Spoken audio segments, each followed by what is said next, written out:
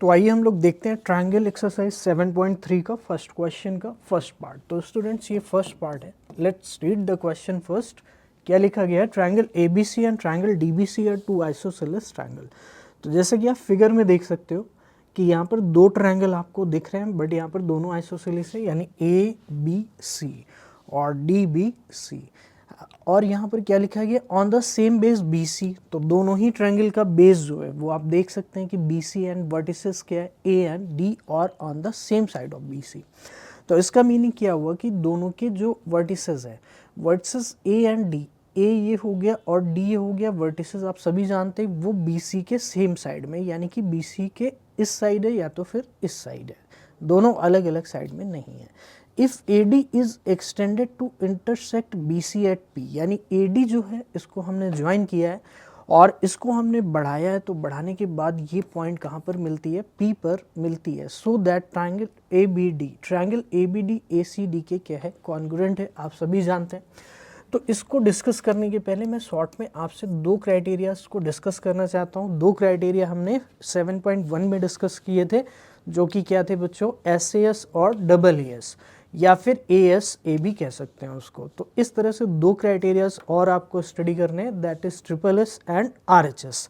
तो आइए देखते हैं SSS क्राइटेरिया क्या होता है। सबसे पहले हम ये समझेंगे, देन उसके बाद मैं शॉर्ट में आपको ये चीज़ बताऊंगा और उसके बाद हम लोग क्वेश्चन को करेंगे। तो RHS एंड SSS। तो SSS क्या होता है?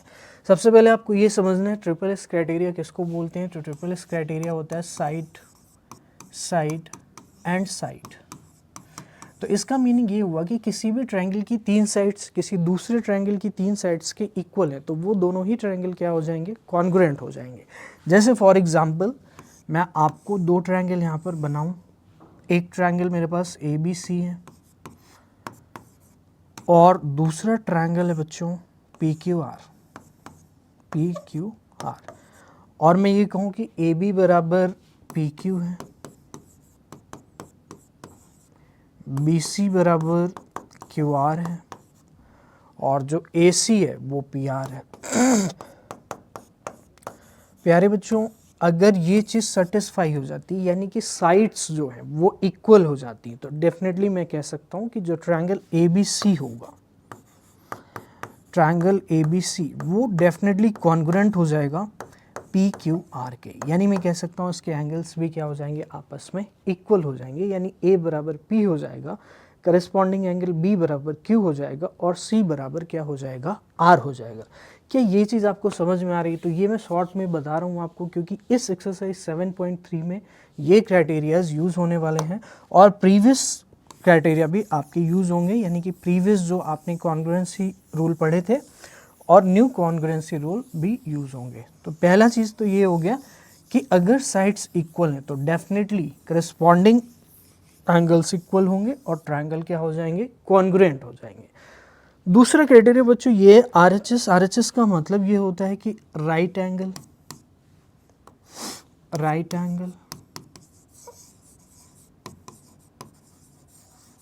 Hypotenuse and side. तो RHS बोलते हैं राइट, हाइपोटेनस एंड साइड को। तो बच्चों R ये H हो गया और ये क्या हो गया? S हो गया। इसका मतलब ये हुआ right angle. Right angle triangle होना चाहिए पहली चीज़। एक राइट एंगल ट्रायंगल ये है, एक राइट एंगल ट्रायंगल ये है।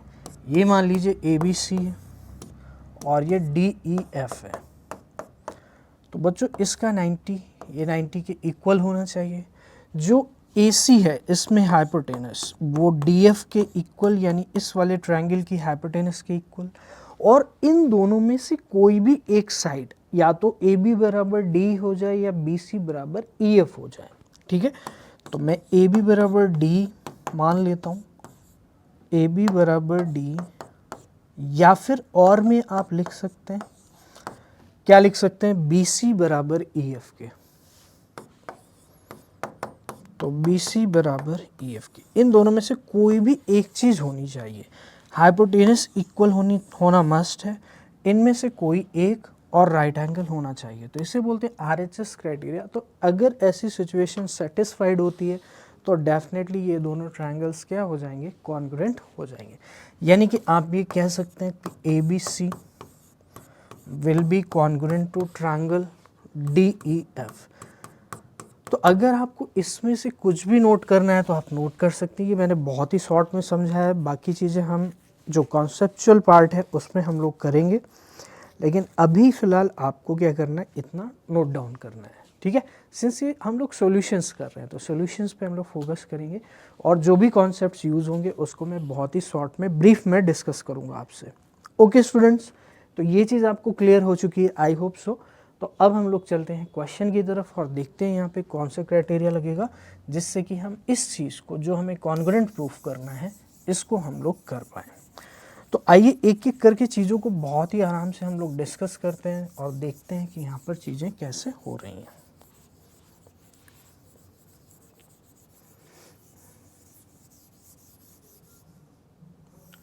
ठीक है, आइए देखते हैं।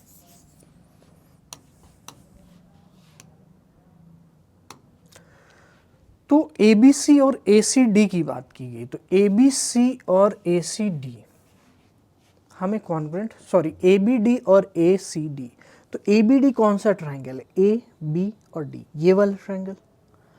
और ACD कौन सा ट्रायंगल है, ये वाला ट्रायंगल ACD, ठीक है।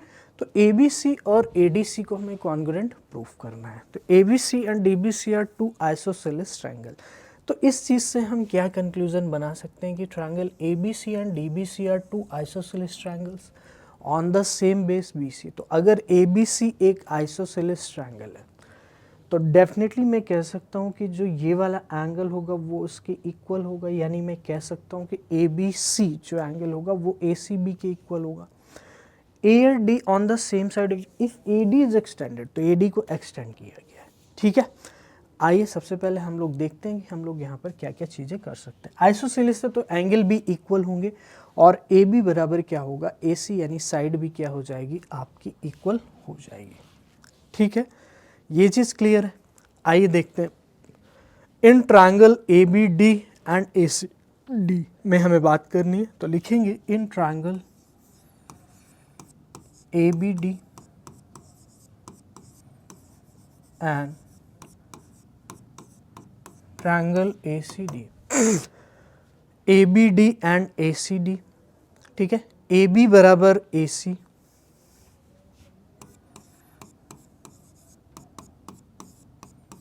ठीक है। क्यों, क्योंकि गिवन ABC क्या है, आइसोसेलेस ट्रायंगल। नेक्स्ट आएगा BD बराबर CD, क्यों, BD बराबर CD, लिखेंगे ट्रायंगल DBC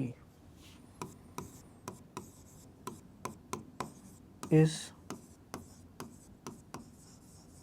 आइसोसेलेस ट्रायंगल, या फिर आप गिवन भी लिख सकते हैं, यहाँ पर कोई भी दिक्कत नहीं है, गिवन, क्योंकि अगर ये चीज़ आइसोसेलेस दे दी गई है तो इसका मतलब ही यही हुआ कि इसके अपोजिट साइड्स क्या होंगी, इक्वल होंगी, यानी अपोजिट नहीं, इसमें दो साइड्स क्या होंगी, आपस में इक्वल होंगी। ऑब्वियस सी चीज़ है, ये वाली इक्वल नहीं हो सकती क्योंकि दोनों के जो बेस हैं वो क्या है, सेम है, ठीक है।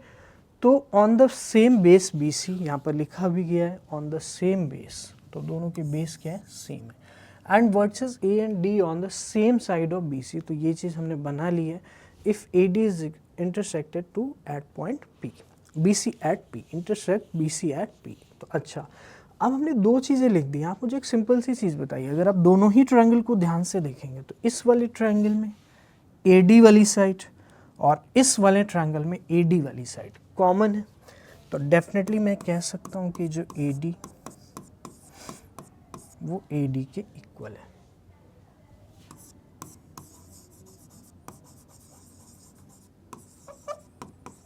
कॉमन साइड क्या लिखेंगे, कॉमन साइड लिखेंगे। ओके माय डियर स्टूडेंट्स, तो आपको जो भी मैंने क्राइटेरिया डिस्कस किया था वो क्या था बच्चों, वो क्राइटेरिया ये था कि अगर किसी भी ट्रायंगल की तीन साइड्स, ABD की तीन sides A B, B D और A D. A B D की कौन सी तीन साइड्स हैं? ए बी डी की कौन सी तीन साइड्स हैं? ए बी डी और ए डी। तो ए बी डी और A D. Triangle A C D की तीन sides A C D A D. तो ए सी डी कौन सा है? ये वाला है। और ए सी डी की ए सी डी और ए डी इन तीन साइड्स के इक्वल है। तो मैं कह सकता हूँ बाई कौन सा rule? By side side side, यानी कि ट्रिपल एस।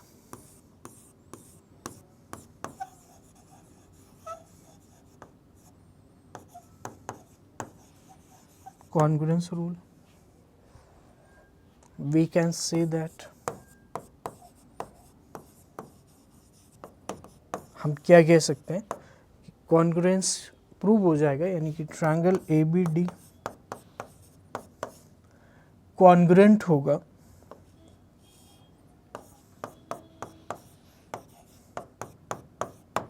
ए सी डी। ठीक है स्टूडेंट्स, तो I hope it is very much clear. हमें यही चीज़ प्रूव करनी थी कि ए बी डी क्या है?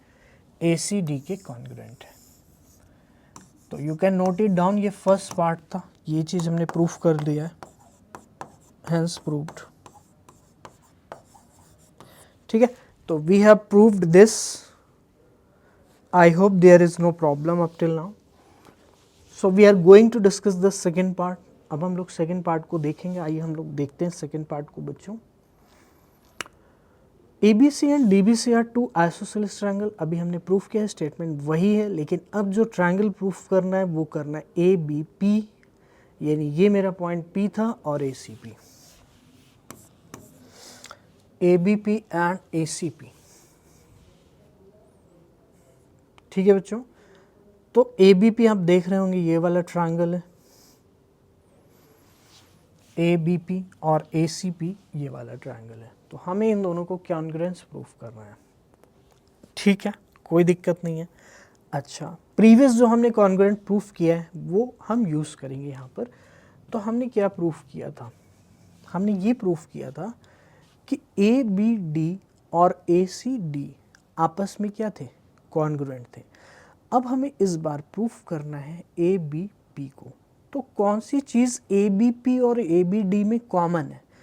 तो आप डेफिनेटली कह सकते हैं कौन सी चीज़ कॉमन है। तो आप कहेंगे सर ये वाली चीज़ कॉमन है, ये एंगल जो है वो कॉमन है दोनों में, वो ABD में भी है और ABP में भी है। इसी तरह से जो ACD में था ये एंगल और ACP में भी ये एंगल, दोनों में क्या है? कॉमन है। तो ये एंगल जो है दोनों में क्या है बच्चों? कॉमन है। तो डेफिनेटली मैं कह सकता हूँ कि ये एंगल हमारे लिए सबसे ज़्यादा इम्पॉर्टेंट हो जाएगा। क्यों? क्योंकि अगर हमें यहाँ पर दो साइड्स इक्वल मिल जाती हैं तो SAS क्राइटेरिया, अगर एक एंगल आपको इक्वल मिल चुका है तो दो साइड्स अगर इक्वल मिल जाती हैं तो डेफिनेटली आप कह सकते हैं कि ये SAS क्राइटेरिया से क्या हो जाएंगे? सिमिलर हो जाएंगे। ठीक है, ये चीज़ क्लियर है। अब आइए देखते हैं। आपको पता है कि AB equal to AC already given था, हमने प्रीवियस क्वेश्चन में भी यूज़ किया था। क्यों? क्योंकि ये एक आइसोसेलेस ट्रायंगल है। और आप सभी को पता है कि जो AP साइड है दोनों ही ट्रायंगल में वो कॉमन है। तो ABP में भी है और ACP में भी। तो बस हमारी ये वाली साइड इसके इक्वल है, ये कॉमन है, ये एंगल इसके इक्वल है। तो मैं कह सकता हूँ डेफिनेटली यहाँ पर कौन सा क्राइटेरिया यूज़ होगा? SAS क्राइटेरिया यूज़ होगा। तो जैसा कि मैंने आपको बताया था कि यहाँ पर प्रीवियस क्राइटेरिया भी यूज़ होंगे, प्रीवियस कॉन्ग्रुएंसी रूल भी यूज़ होंगे, और जो हम आज पढ़ेंगे न्यू वो भी यूज़ होंगे। तो आज वाला हमने प्रीवियस पार्ट में देखा ट्रिपल एस कॉन्ग्रुएंसी, अब यहाँ पर SAS रूल हो रहा है, यानी 7.1 का जो क्राइटेरिया था वो यूज़ हो रहा है। तो आइए मैं आपको लिख के बता देता हूँ यहाँ पर कैसे करेंगे। तो सबसे पहले लिखेंगे in triangle ABP and triangle ACP, आपको दिख रहा होगा। तो ट्रायंगल ACP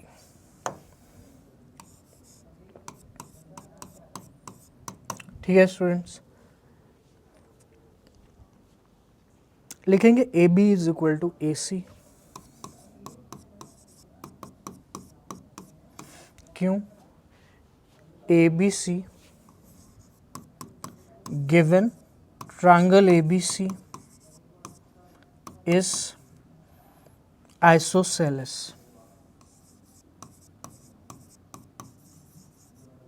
ट्रायंगल, पहली चीज। दूसरी चीज, A P is equal to A P.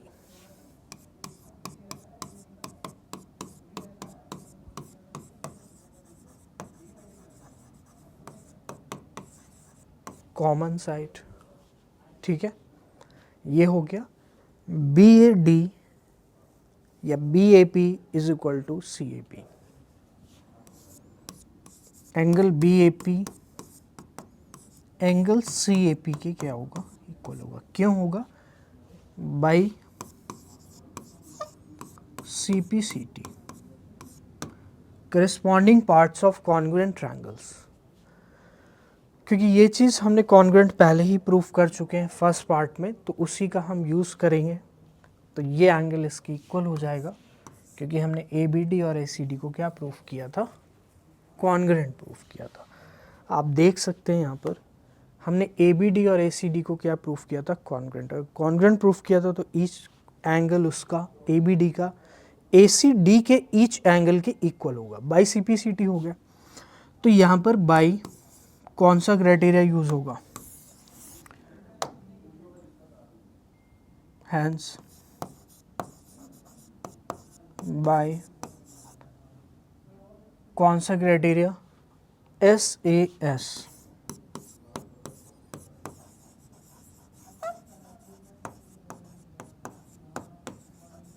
Congruence rule, S A S congruence rule. हम क्या कह सकते हैं कि triangle A B P, triangle ABP will be congruent to ACP.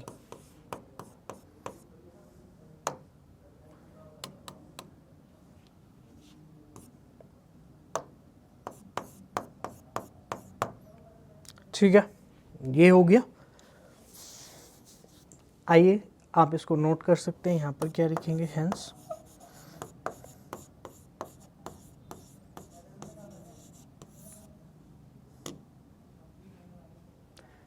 ABC and DBC next part पे आ जाते हैं, थर्ड पार्ट पे। Triangle ABC and DBC are two isosceles triangles on the same base BC। और statement वही है, तो बार बार हम उसको नहीं करेंगे, पढ़ेंगे। आप समझ गए होंगे स्टेटमेंट वही है।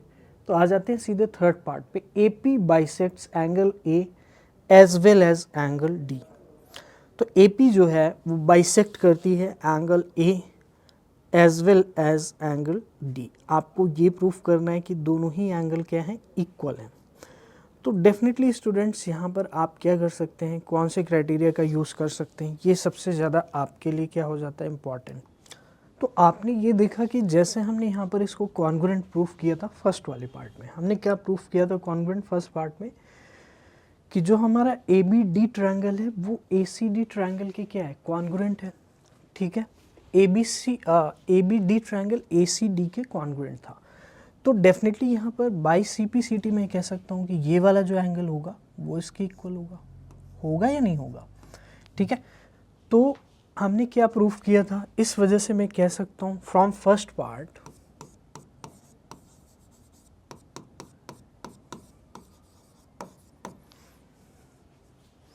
एंगल बी ए डी बराबर angle C A D. Angle B A D बराबर एंगल सी ए डी। किससे? सी पी सी टी से। हाँ या ना? सी पी सी टी से। ठीक है, तो यहाँ पर हैंस वी कैन से कि जो ए पी है, ए पी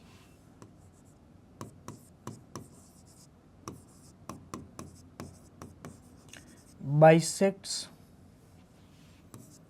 एंगल ए, ये चीज़ क्लियर हो गई है। AP क्या है, बाइसेक्ट करती है एंगल A को, ठीक है। अब आइए हम लोग देखते हैं यहाँ पर एंगल D हमारे लिए सबसे ज़्यादा इम्पॉर्टेंट है कि एंगल D को हम कैसे प्रूफ करेंगे कि ये इसको बाइसेक्ट करती है। एंगल D को जो ये लाइन है वो बाइसेक्ट्स करती है, इस चीज़ को हमें प्रूफ करना है। तो यहाँ पर हम सोचेंगे कि ये वाली साइड इसके इक्वल, ये इसके इक्वल है, तो अब यहाँ पर क्राइटेरिया कौन सा यूज़ होगा, सबसे ज़्यादा इम्पॉर्टेंट चीज़ ये हो जाती है, ठीक है। तो मैं ये कह सकता हूँ कि जो ये वाला एंगल है वो इसके इक्वल डेफिनेटली होगा, इसमें कोई दिक्कत नहीं है। क्यों?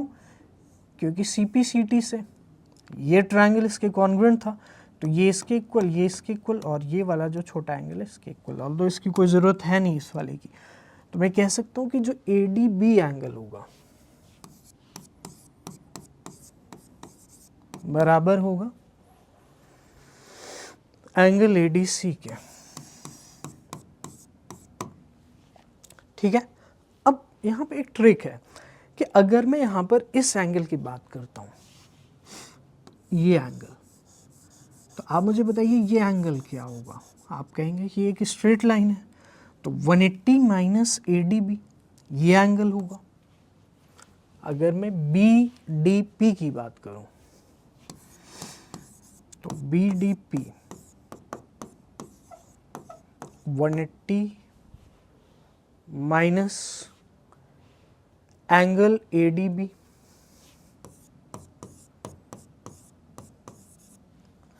और अगर मैं बात करूं CDP की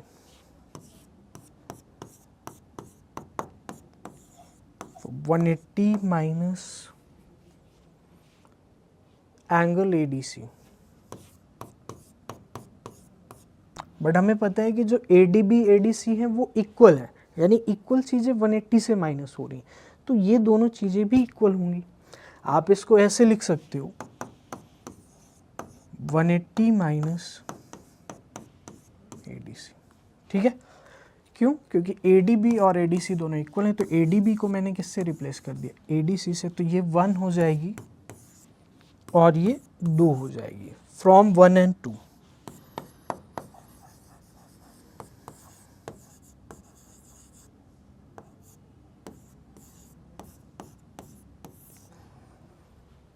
एंगल BDP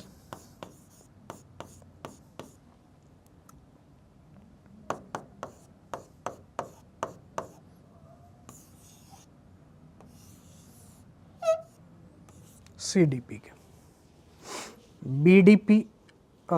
BDP जो होगा वो CDP की, यानी कि ये एंगल, ये वाला इसके इक्वल होगा,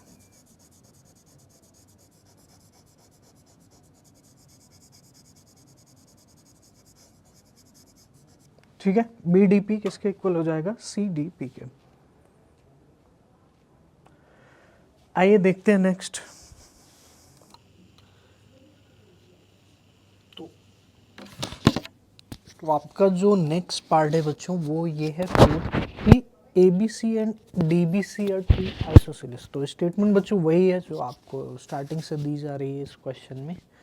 और जो फोर्थ पार्ट है वो क्या है कि AP इज परपेंडिकुलर बाइसेक्टर ऑफ BC, यानी AP जो लाइन है, आप सभी को पता है कि AP लाइन कौन सी है, तो ये पॉइंट P है। तो AP is the perpendicular bisector of BC, ये BC का क्या है, परपेंडिकुलर बाइसेक्टर है, ठीक है। आपको ये प्रूफ करना है, ठीक है।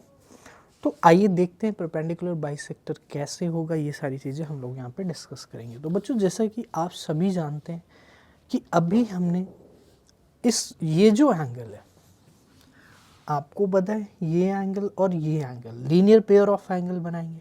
किसी तरह से हम अगर इनको इक्वल प्रूफ कर दें, पहली चीज़ तो अगर ये दोनों इक्वल हो गए और ये लीनियर पेयर बना रहे हैं, तो अगर लीनियर पेयर का जो सम होता है वो कितना होता है, 180 होता है। तो 180 अगर इन दोनों का सम होगा तो डेफिनेटली मैं ये चीज़ कह सकता हूँ कि यहाँ पर आपका ईच एंगल कितना होगा, 90 डिग्री हो जाएगा। यानी कि ये प्लस ये इक्वल होंगे, और दो इक्वल चीज़ों का सम 180 है, तो एक चीज़ क्या हो जाएगी आपकी 90 हो जाएगी। पहली चीज़ ये होगी। दूसरी चीज़ कॉन्ग्रुएंसी आपको अप्लाई करनी है।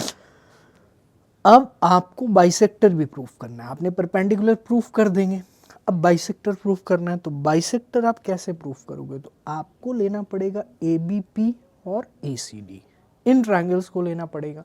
तो कहीं ना कहीं जो हमने पहले कॉन्ग्रुएंसी को प्रूफ किया है उसकी क्या लेनी पड़ेगी? आपको हेल्प लेनी पड़ेगी।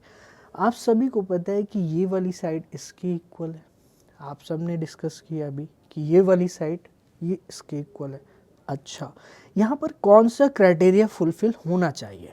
आप सबको पता है कि जो AP साइड है वो कॉमन साइड है, और ये वाला जो एंगल है इसके इक्वल हम लोग ऑलरेडी प्रूफ कर चुके हैं। कब प्रूफ किया था?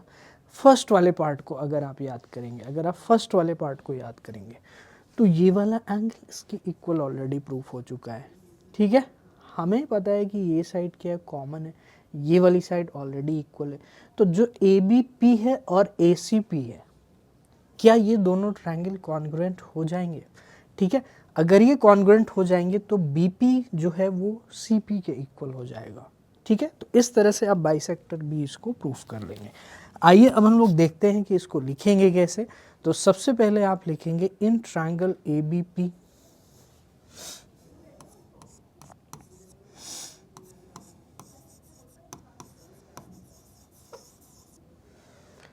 ABP and ACP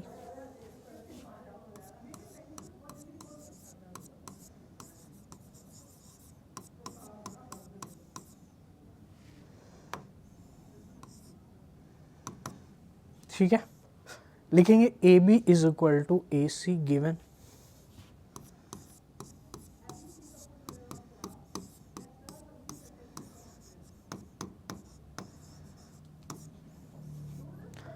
फिर लिखेंगे AP is equal to AP common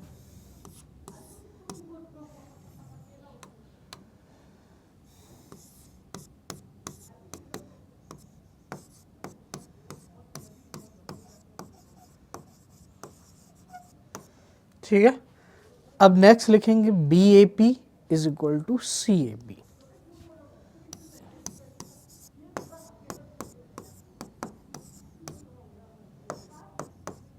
कैसे?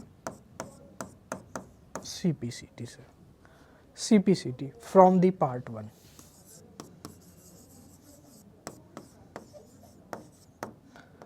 अगर आपके पास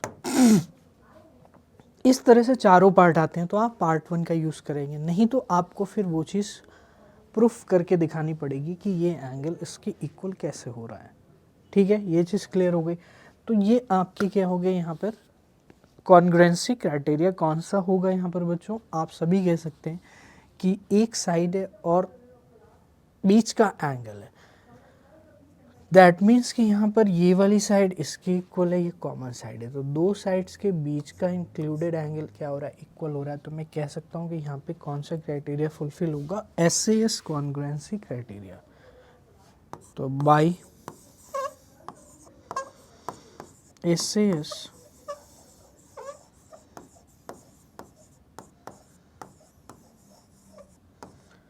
congruence rule, we can say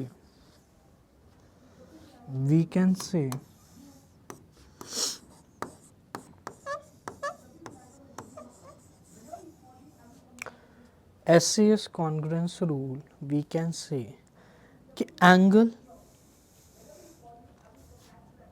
triangle, कौन सा ट्रायंगल बच्चों? ABP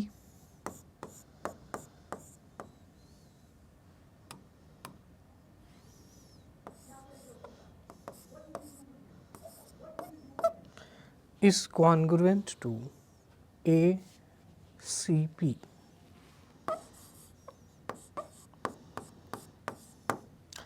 Is congruent to ACP. ABP is congruent to ACP. ये चीज़ क्लियर हो गई?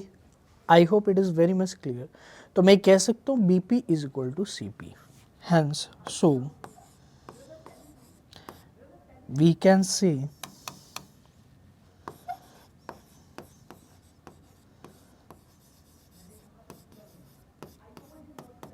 BP बराबर CP।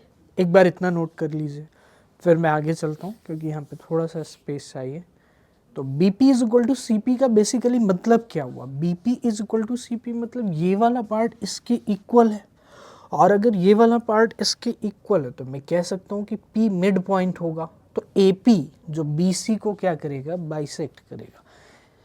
फिर से बता रहा हूँ, BP बराबर CP है। BP बराबर CP हमने प्रूफ कर दिया है किससे, कॉन्ग्रुएंसी से। अगर हमने कॉन्ग्रुएंसी से इसको प्रूफ किया है तो मैं ये कह सकता हूँ कि जो P पॉइंट है वो इस तरह से BC को डिवाइड कर रहा है कि ये चीज़ इक्वल है इसके, तो मैं कह सकता हूँ कि ये मिड पॉइंट होगा।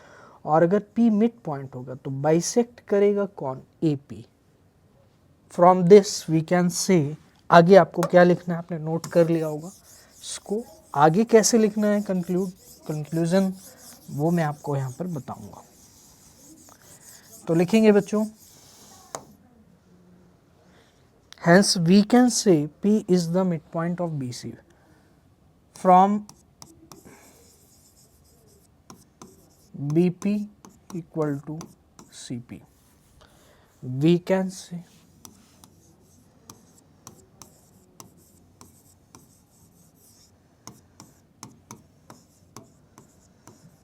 P is the midpoint of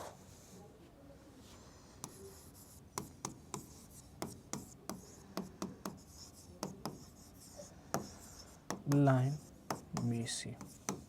ठीक है, अगर P मिड पॉइंट है, hence we can say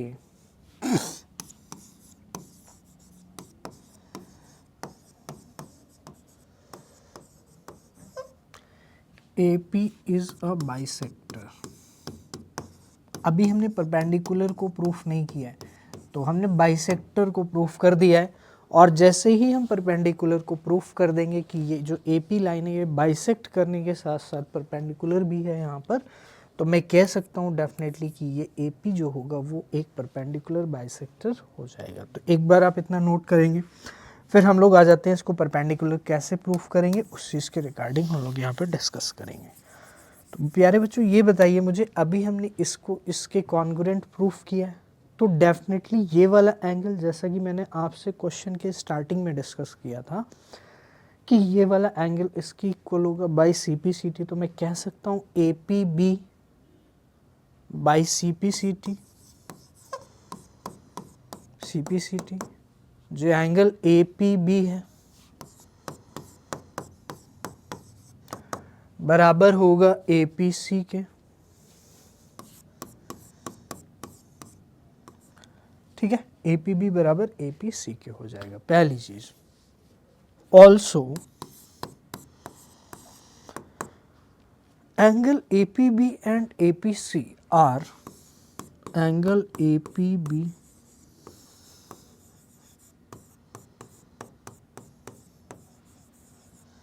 are linear pair of angles.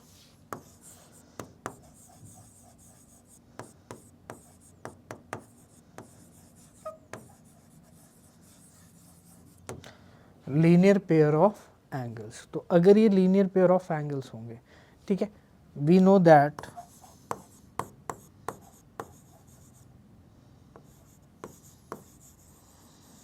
Some of linear pair of angles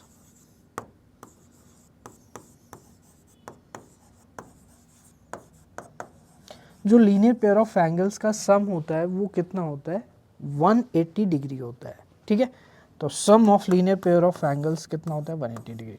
hence आप क्या कह सकते हो कि ये जो दो लीनियर पेयर ऑफ एंगल है इन सब का दोनों का सम क्या होगा। Hence angle APB plus angle ACP कितना हो जाएगा, 180 डिग्री हो जाएगा। एंगल APB एंड ACP क्या हो जाएगा, 180। अब आपको पता है APB APC के इक्वल है, तो किसी एक में चेंज कर लेंगे, या तो आप APB में चेंज कर लोगे या ACP में। तो मैं क्या करूँगा, ACP की जगह पर APB रख दूंगा, तो यहाँ पर मैं APB रख सकता हूँ। तो एंगल APB दोनों को नहीं चेंज करेंगे, नहीं फिर वही चीज़ आपको मिल जाएगी। तो ACP की जगह मैंने APB रख दिया है, तो angle APB 180। Two angle APB, तो एंगल APB कितना आ जाएगा?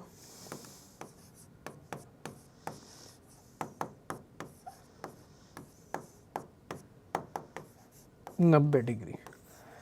तो 90 डिग्री APB अगर आ चुका है तो आपको पता है APB APC के इक्वल है यहाँ से, तो APC भी कितना होगा? 90 हो जाएगा। तो ये 90 है, ये 90, तो AP इज perpendicular to BC। Hence we can say, you can note it down first, आप इतना नोट करेंगे, हम लोग फिर आगे चलेंगे। तो आइए आगे चलते हैं। आपने नोट कर लिया होगा वीडियो पॉज करके, तो जब भी नोट कर रहे हैं बच्चों पॉज कर देना है वीडियो को। तो हमारे लिए अब जो इम्पोर्टेंट चीज़ है वो ये है कि हैंस वी कैन से, ये थोड़ा सा स्टैंडर्ड क्वेश्चन है, तो इसमें आपको दो चीज़ करके दिखानी पड़ेगी तभी आपको मार्क्स मिलेंगे। Hence we can say that the line AP, the line AP also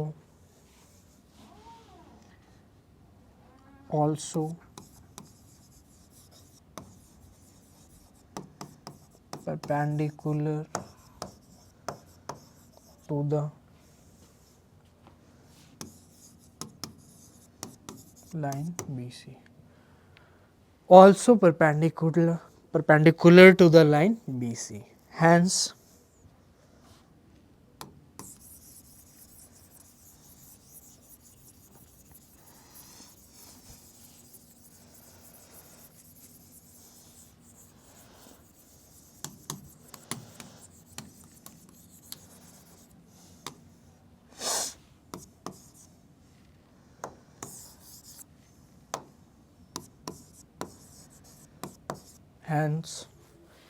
AP is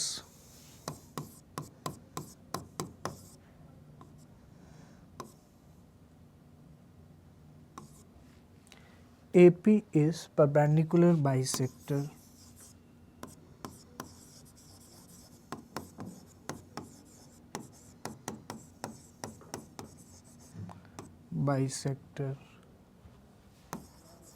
of BC। तो जो AP होगा वो परपेंडिकुलर बाइसेक्टर हो जाएगा किसका? BC का। क्यों? क्योंकि बाइसेक्ट भी कर रहा है और 90 भी बना रहा है। तो इस तरह से हमने इसको कंप्लीट कर लिया।